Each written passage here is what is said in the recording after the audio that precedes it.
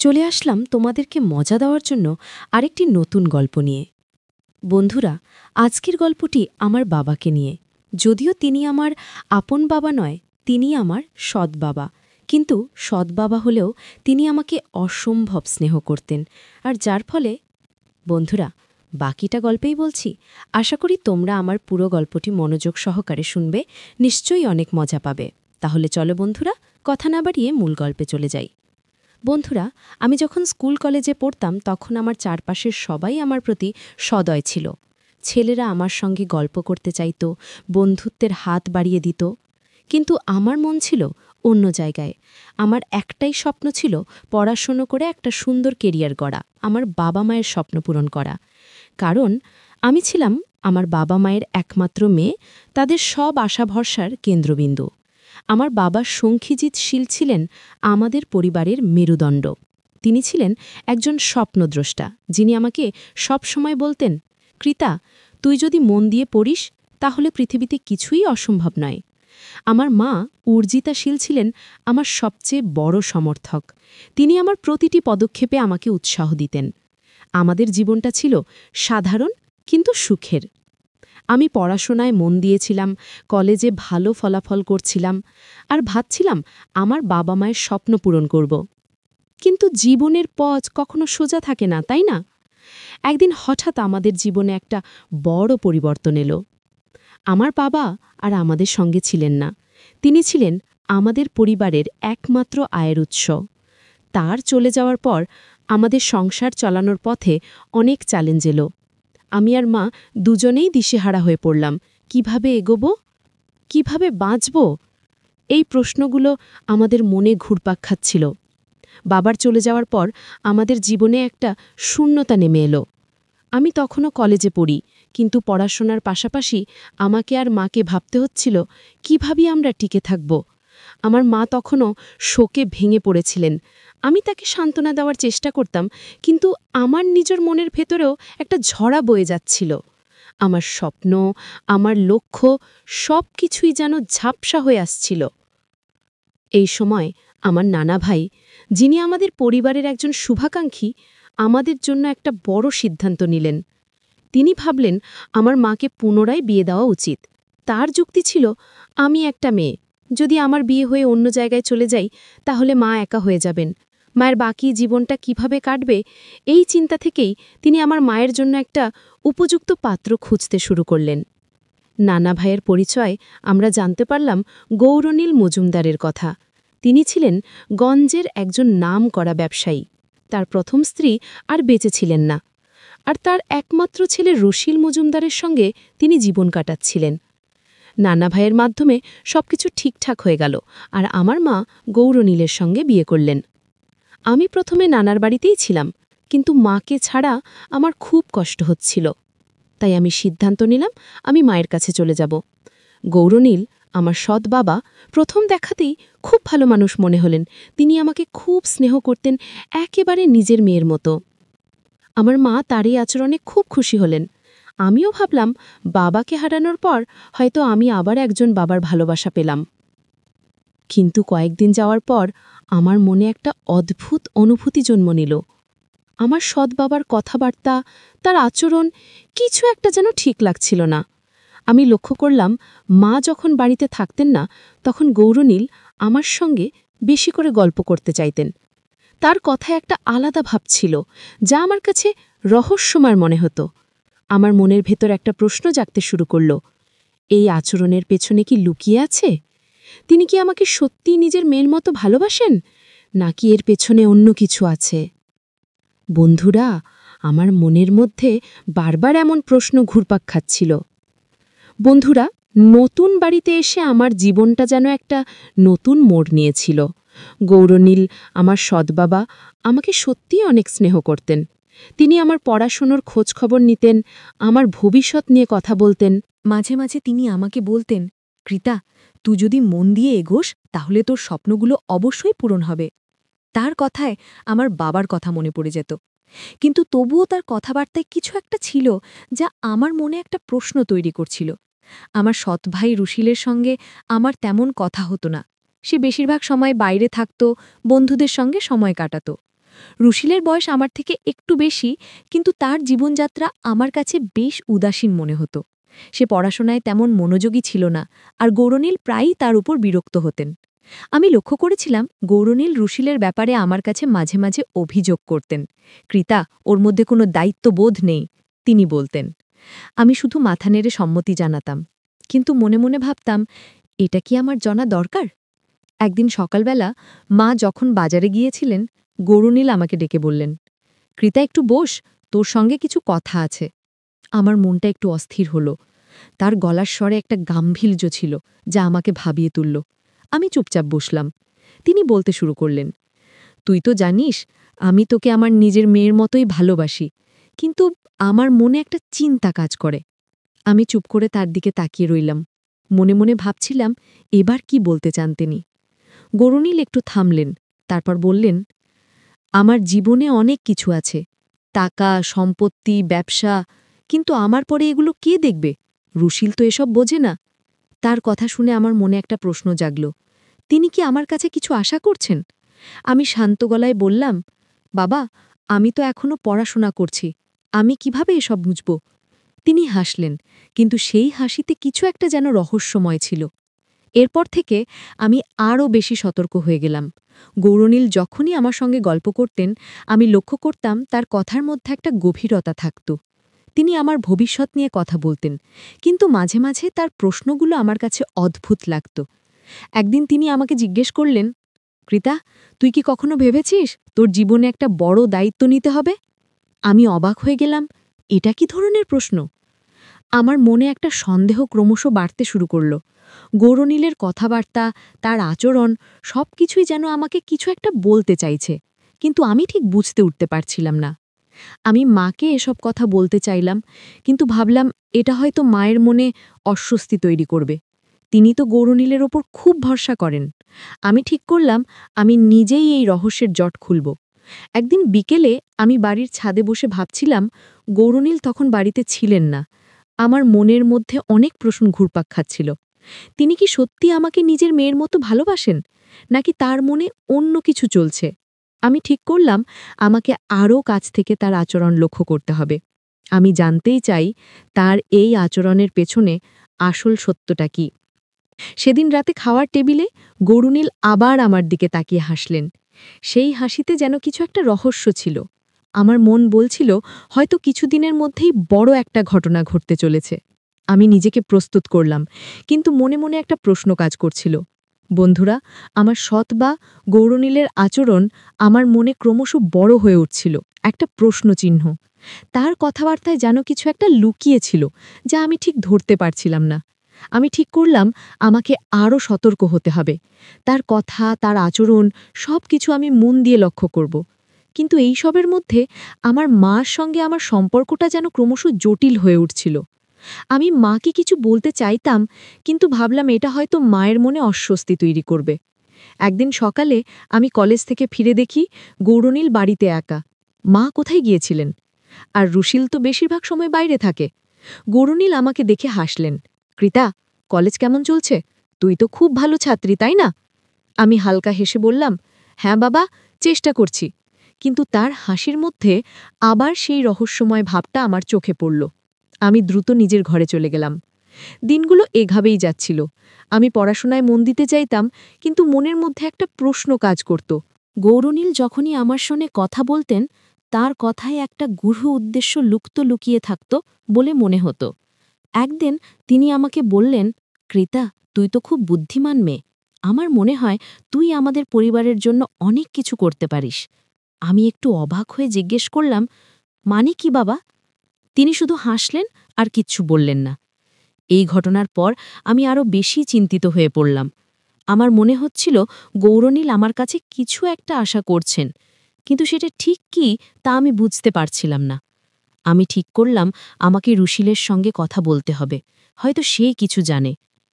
একদিন বিকেলে যখন রুশিল বাড়িতে ফিরল, আমি তাকে একা পেয়ে বললাম, রুশিল, আমার সঙ্গে একটু কথা বলবি? সে একটু অবাক হয়ে বলল, কি ব্যাপার কৃতা? রুশিলের সঙ্গে আমার তেমন ঘনিষ্ঠতা ছিল না, তাই আমি সরাসরি প্রশ্ন করতে দ্বিধা করছিলাম, কিন্তু আমি সাহস করে বললাম, তোর বাবা কি সবসময় এমনই ছিলেন? মানে তিনি কি সবার সঙ্গে এমন গভীর কথা বলেন? রুশিল হাসল, কিন্তু তার হাসিতে একটা উদাসীন ভাব ছিল। সে বলল, বাবা তো সবসময় একটু বেশি চিন্তা করেন, তুই চিন্তা করিস না, ওটা ওনার স্বভাব। কিন্তু তার কথায় আমার মনের প্রশ্ন কমল না। একদিন রাতে খাওয়ার টেবিলে আমরা সবাই একসঙ্গে বসেছিলাম। গৌরনীল হঠাৎ বললেন, কৃতা, আমি তোর জন্য একটা ভালো প্রস্তাব নিয়ে ভাবছি। তুই যদি রাজি হস তাহলে তোর ভবিষ্যৎ আরও সুন্দর হবে। আমার মা হাসি মুখে বললেন, কি প্রস্তাব বলতো? গৌরনীল শুধু হাসতেন আর বললেন, সময় হলে বলবো। আমার মনের ভেতর আবার সেই প্রশ্নই ঘিরে এলো। আমি ঠিক করলাম আমাকে এই রহস্যর গভীরে যেতে হবে। গৌরনীলের কথার পেছনে কি উদ্দেশ্য লুকিয়ে আছে তা আমাকে জানতেই হবে। আমি মনে মনে প্রতিজ্ঞা করলাম আমি সত্যটা বের করব, কিন্তু মায়ের মনে কোনো অস্বস্তি হবে এমন কিছু আমি করব না। আমার মন বলছিল এই পরবর্তী পদক্ষেপ আমার জন্য একটা বড় পরীক্ষা হতে চলেছে। রাতে আমি বিছানায় শুয়ে ভাবছিলাম, গৌরনীলের এই কথাবার্তা, এই আচরণের পেছনে কি আছে? তিনি কি সত্যিই আমাকে নিজের মেয়ের মতো দেখেন, নাকি তার মনে অন্য কোনো পরিকল্পনা আছে? আমার মনের ভেতর একটা দ্বন্দ্ব চলছিল। কি করবে বুঝেই উঠতে পারছিলাম না। এইসব ভাবতে ভাবতে রাতে ঘুমিয়ে গেলাম। তারপর বন্ধুরা, সকালে ঘুম থেকে উঠে নাস্তা করছিলাম আর ভাবছিলাম গৌরনীলের কথা আর তার আচরণ আমার মন থেকে যেন কিছুতেই সরছিল না। তার প্রতিটি কথার পেছনে যেন একটা গভীর অর্থ লুকিয়েছিল, কিন্তু আমি তা ঠিক ধরতে পারছিলাম না। আমার মনের মধ্যে একটা দ্বন্দ্ব চলছিল। তিনি কি সত্যিই আমার ভালো চান, নাকি তার মনে অন্য কোনো পরিকল্পনা আছে? আমি ঠিক করলাম আমাকে আরও সতর্ক থাকতে হবে, কিন্তু এমনভাবে যাতে কেউ কিছু সন্দেহ না করে। একদিন দুপুরে আমি কলেজ থেকে ফিরে দেখি গৌরনীর বাড়ির বারান্দায় বসে চা খাচ্ছেন।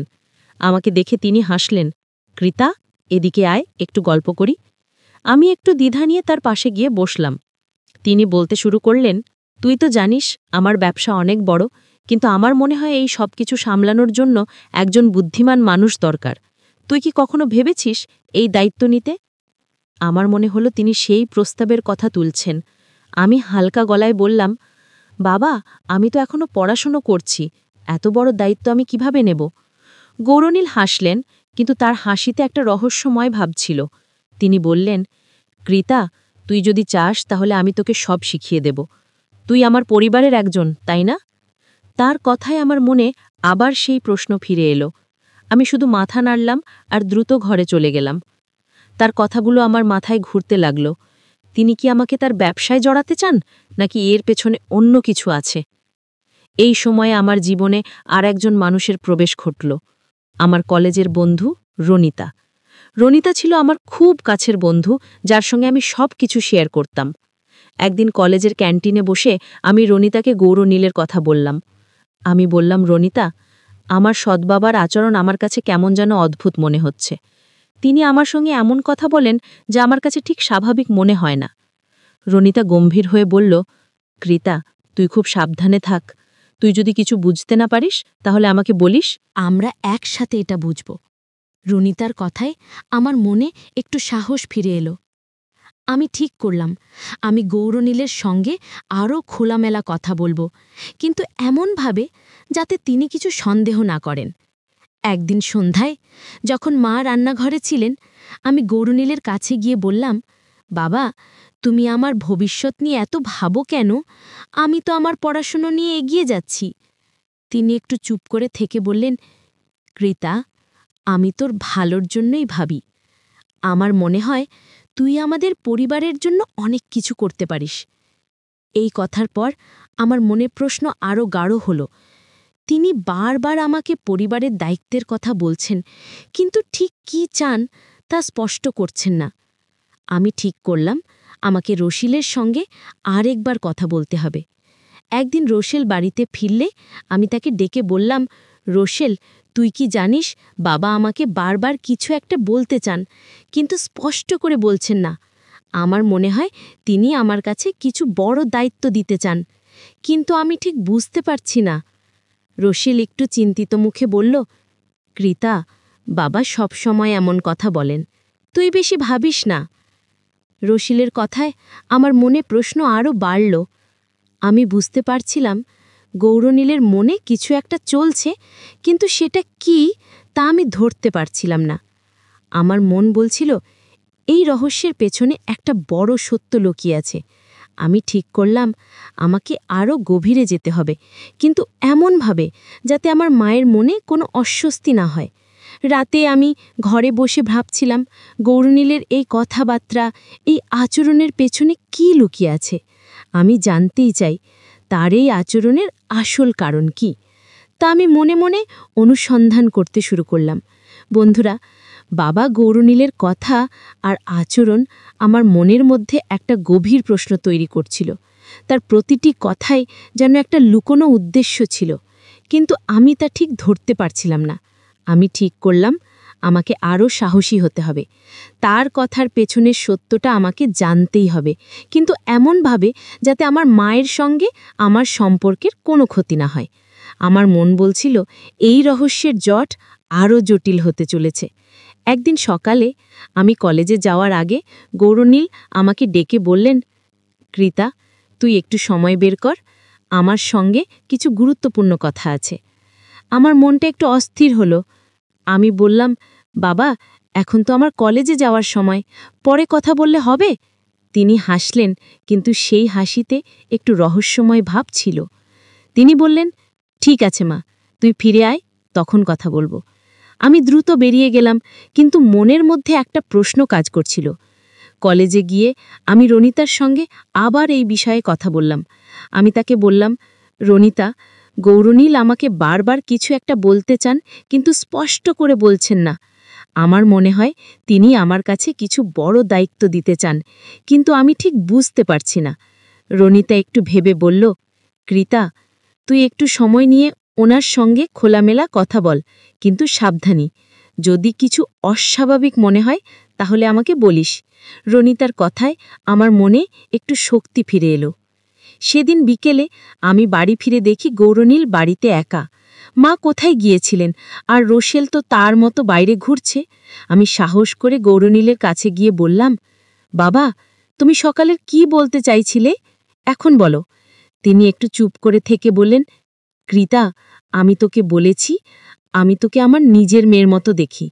আমার মনে হয় তুই আমাদের পরিবারের জন্য একটা বড় ভূমিকা পালন করতে পারিস। আমি জিজ্ঞেস করলাম, কি ধরনের ভূমিকা বাবা? গৌরনীল একটু থামলেন, তারপর বললেন, আমার ব্যবসা, আমার সম্পত্তি, এগুলোর দায়িত্ব কারো ওপর দিতে হবে। রোশেল তো এসব বোঝে না। আমি ভাবছি তুই যদি এই দায়িত্ব নিস তাহলে আমাদের পরিবারের ভবিষ্যৎ নিরাপদ হবে। আমি অবাক হয়ে গেলাম। আমি একজন কলেজের ছাত্রী, এত বড় দায়িত্ব আমি কিভাবে নেব? আমি বললাম, বাবা, আমি তো এখনও এত কিছু বুঝি না, আমার পড়াশোনা শেষ করতে দাও। তিনি হাসলেন আর বললেন, ঠিক আছে মা, তুই ভাবিস। এই কথোপকথনের পর আমার মনে আরও প্রশ্ন জমা হলো। গৌরনীল কি সত্যি আমাকে তার ব্যবসার দায়িত্ব দিতে চান, নাকি এর পেছনে অন্য কিছু আছে? আমি ঠিক করলাম আমাকে আরও গভীরে যেতে হবে। আমি রুশিলের সঙ্গে আরেকবার কথা বলার চেষ্টা করলাম। সেদিন রাতে রুশিল বাড়ি ফিরলে আমি তাকে বললাম, রুশিল, বাবা আমাকে তার ব্যবসার দায়িত্ব নেবার কথা বলছেন, তুই কি এটা নিয়ে কিছু জানিস? রুশিল একটু অবাক হয়ে বলল, কৃতা, বাবা সবসময়ই এমন বড় বড় কথা বলেন, তুই বেশি চিন্তা করিস না। রুশিলের কথায় আমার মনের প্রশ্ন কমল না, বরং আরও বাড়ল। আমি ভাবলাম রুশিল হয়তো কিছু জানে, কিন্তু বলতে চাইছে না। আমি ঠিক করলাম আমাকে গৌরনীলের কথা আরও মনোযোগ দিয়ে শুনতে হবে। তার প্রতিটি কথা, প্রতিটি আচরণ, সবকিছু আমাকে খুঁটিয়ে দেখতে হবে। আমার মন বলছিল এই গল্পের পরবর্তী অধ্যায়ে কিছু বড় সত্য উন্মোচিত হতে চলেছে। রাতে আমি ঘরে বসে ভাবছিলাম, গৌরনীলের এই প্রস্তাবের পেছনে আসল উদ্দেশ্য কি? তিনি কি সত্যিই আমাকে তার পরিবারের ভবিষ্যৎ হিসেবে দেখেন, নাকি এর পেছনে অন্য কোনো পরিকল্পনা লুকিয়ে আছে? আমার মনের ভেতরে একটা দ্বন্দ্ব চলছিল। আমি জানি না এই দ্বন্দ্বের শেষ কোথায়। বন্ধুরা, একদিন সকালে আমি কলেজে যাওয়ার আগে গৌরনীল আমাকে ডেকে বললেন, কৃতা, তুই কি আমার কথাটা ভেবেছিস? আমি তোকে আমার ব্যবসার কিছু দায়িত্ব দিতে চাই। আমি একটু ইতস্থ করে বললাম, বাবা, আমি তো এখনো পড়াশোনা করছি, এত বড় দায়িত্ব আমি কিভাবে নেব? তিনি হাসলেন আর বললেন, তুই চিন্তা করিস না মা, আমি তোকে সব শিখিয়ে দেব, তুই শুধু আমার উপর ভরসা কর। তার কথায় আমার মনে আবার সেই প্রশ্ন ফিরে এলো। আমি কলেজে গিয়ে রনিতার সঙ্গে এই বিষয়ে কথা বললাম। আমি বললাম, রনিতা, গৌরনীল আমাকে বারবার তার ব্যবসার দায়িত্ব নেওয়ার কথা বলছেন। আমার কেমন যেন সন্দেহ হচ্ছে। রনিতা গম্ভীর হয়ে বলল, কৃতা, তুই খুব সাবধানে থাক। তুই যদি কিছু বুঝতে না পারিস তাহলে আমি তোর সঙ্গে থাকব। তুই ওনার সঙ্গে খোলামেলা কথা বল, কিন্তু নিজেকে সুরক্ষিত রাখ। রনিতার কথায় আমার মনে একটু আত্মবিশ্বাস ফিরে এলো। সেদিন বিকেলে আমি বাড়ি ফিরে দেখি মা আর গৌরনীল বসার ঘরে কথা বলছেন। আমি তাদের কথার মাঝে গিয়ে বসলাম। গৌরনীল আমাকে দেখে বললেন, কৃতা, আমি তোর মায়ের সঙ্গে তোর ভবিষ্যৎ নিয়ে কথা বলছিলাম। আমি চাই তুই আমাদের পরিবারের একটা গুরুত্বপূর্ণ অংশ হয়ে উঠিস। আমার মা হাসি মুখে বললেন, কৃতা, তুই তো জানিস গৌরনীল তোকে কতটা ভালোবাসেন। তিনি শুধু তোর জন্য ভালোই চান। আমি শুধু মাথা নাড়লাম, কিন্তু মনের মধ্যে একটা দ্বন্দ্ব চলছিল। আমি ঠিক করলাম আমাকে রুশিলের সঙ্গে আরও খোলামেলা কথা বলতে হবে। সেদিন রাতে রুশিল বাড়ি ফিরলে আমি তাকে একা পেয়ে বললাম, রুশিল, তুই সত্যি করে বল, বাবা আমাকে কেন এত দায়িত্বের কথা বলছেন? তুই কি কিছু জানিস? রুশিল একটু চুপ করে থেকে বলল, কৃতা, বাবা সবসময়ই চান পরিবারের কেউ তার ব্যবসা সামলাক। আমি তো পড়াশোনায় ভালো না, তাই হয়তো তিনি এসব বলছেন। আমি বললাম, কিন্তু আমি তো তার নিজের মেয়ে না, তিনি আমার উপর এত ভরসা কেন করছেন? রুশিল শুধু মাথা নাড়ল আর বলল, বাবার মনের কথা আমি ঠিক বুঝি না। রুশিলের কথায় আমার মনে প্রশ্ন আরও বাড়ল। আমি ভাবলাম, গৌরনীলের এই প্রস্তাবের পেছনে কি শুধুই ব্যবসার কথা, নাকি আরও কিছু আছে? আমি ঠিক করলাম আমাকে তার সঙ্গে আরও সরাসরি কথা বলতে হবে। একদিন সকালে মা যখন বাড়িতে ছিলেন না, আমি গৌরনীলের কাছে গিয়ে বললাম, বাবা, তুমি আমাকে স্পষ্ট করে বলো, তুমি আমার কাছে কি চাও? আমি তো এখনো পড়াশোনা করছি, আমি কিভাবে তোমার ব্যবসার দায়িত্ব নেব? তিনি হাসলেন আর বললেন, কৃতা, তুই আমার কথাটা ভুল বুঝছিস, আমি শুধু তোর ভালো চাই। গৌরনীলের কথায় আমার মনের জট আরও জটিল হয়ে গেল। আমি বুঝতে পারছিলাম তিনি কিছু একটা লুকিয়ে আছেন। আমি ঠিক করলাম আমাকে তার আচরণ আরও কাছ থেকে লক্ষ্য করতে হবে। আমার মন বলছিল এই গল্পের পরবর্তী অধ্যায়ে একটা বড় সত্য উন্মোচিত হতে চলেছে। আমি নিজেকে প্রস্তুত করলাম, কিন্তু মনে মনে একটা প্রশ্নও কাজ করছিল।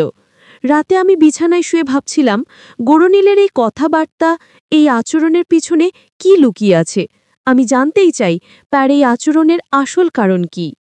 ধীরে ধীরে আমি তার রহস্য খুঁজে বের করতে শুরু করলাম।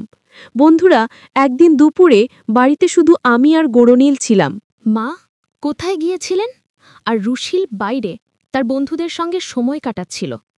আমি সাহস করে গৌরনীলের কাছে গিয়ে বললাম, বাবা, তুমি আমাকে বারবার ব্যবসার দায়িত্ব নেওয়ার কথা বলছো, কিন্তু আমি তো এখনো পড়াশোনা করছি। তুমি ঠিক কি চাও আমার কাছে স্পষ্ট করে বলো। তিনি একটু চুপ করে থেকে হাসলেন, তারপর বললেন, কৃতা, তুই আমার কথাটা ভুল বুঝছিস। আমি শুধু চাই তুই আমাদের পরিবারের একটা গুরুত্বপূর্ণ অংশ হয়ে উঠিস। তার কথায় আমার মনের প্রশ্ন আরও বাড়ল।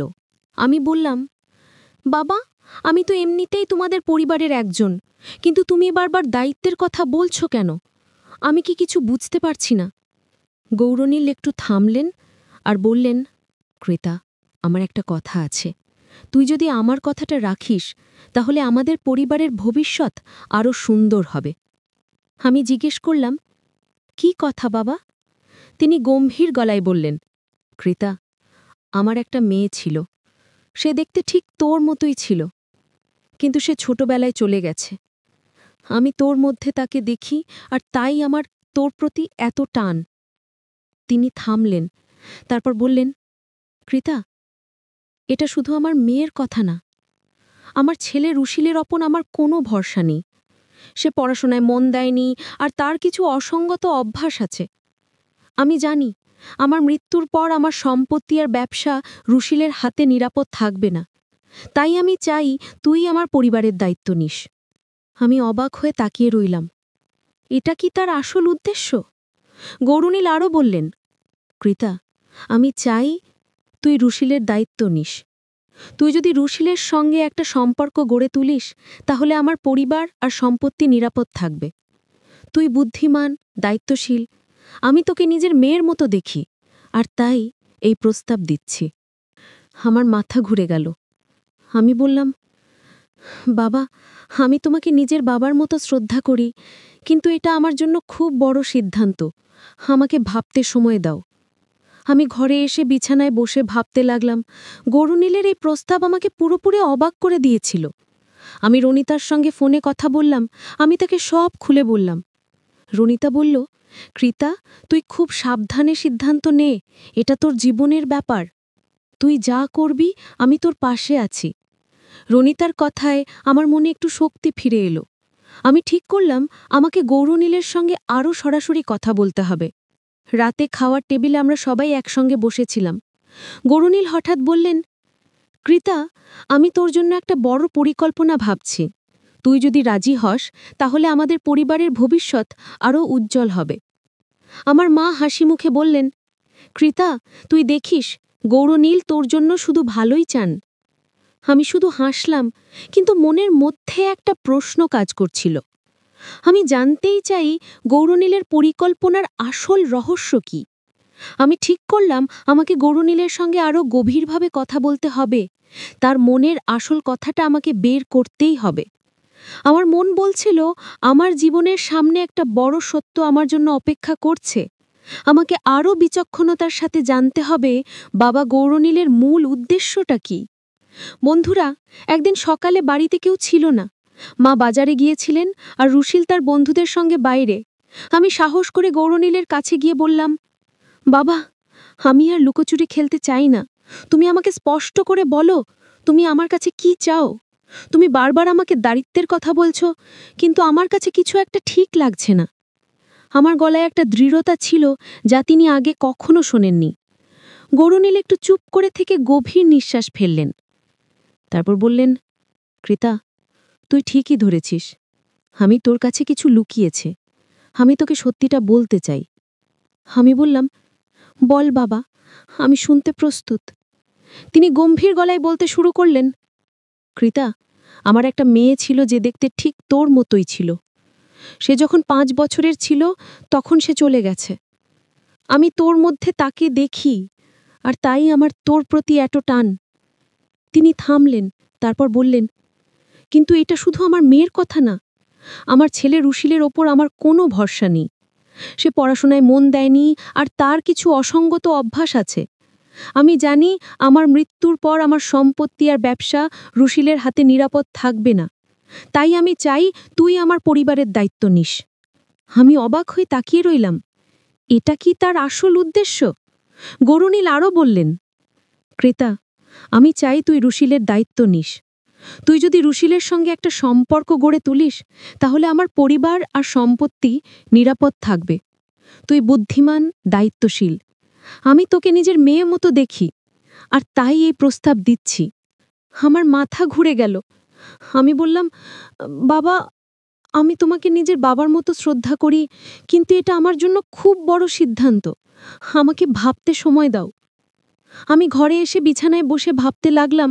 গৌরনীলের এই প্রস্তাব আমাকে পুরোপুরি অবাক করে দিয়েছিল। আমি রনিতার সঙ্গে ফোনে কথা বললাম। আমি তাকে সব খুলে বললাম। রনিতা বলল, কৃতা, তুই খুব সাবধানে সিদ্ধান্ত নে, এটা তোর জীবনের ব্যাপার। তুই যা করবি আমি তোর পাশে আছি।